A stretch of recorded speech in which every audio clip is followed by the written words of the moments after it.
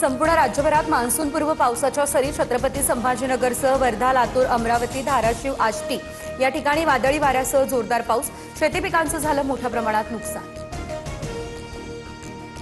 सोलापूर जिल्ह्यात वादळी वाऱ्यामुळे हॉटेल, पेट्रोल पंप यासह पशुधनाचंही नुकसान झालं. वादळी वाऱ्यामुळे हॉटेलचं पेट्रोल पंपाचं छत अक्षरशः उडालं. पिंपळगावमध्ये वीज पडून 2 म्हशी दगावल्या.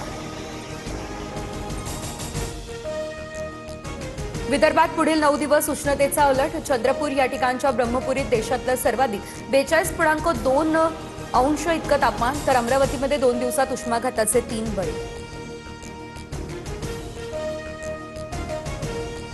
बुलढाण्याच्या जळगाव जामोदमध्ये एका विहिरीमध्ये 5 मृतदेह आढळले, त्यामुळे खळबळ. पत्नीला माहेरी सोडलं, त्यानंतर 4 मुलांना विहिरीत ढकलत स्वतः देखील आत्महत्या केल्याची माहिती. अधिकचा तपास सुरू.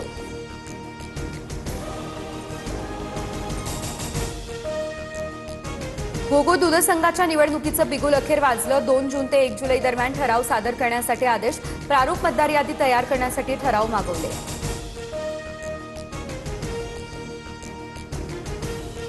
पुण्यात उद्यापासून 14 दिवस जमावबंदीचे आदेश लागू. जमावबंदी काळात आंदोलन, मोर्चे, सभांना देखील बंदी. इंधन वापराबाबत काटकसर करण्याच्या सूचना. करमाळ्यातील भोंदू मनोहर भोसले विरोधात लैंगिक अत्याचाराचा गुन्हा दाखल. घोटी या ठिकाणी आश्रमात महिलेवर लैंगिक अत्याचार केल्याची तक्रार. यापूर्वी भोसलेवर फसवणुकीचे 4 गुन्हे देखील दाखल.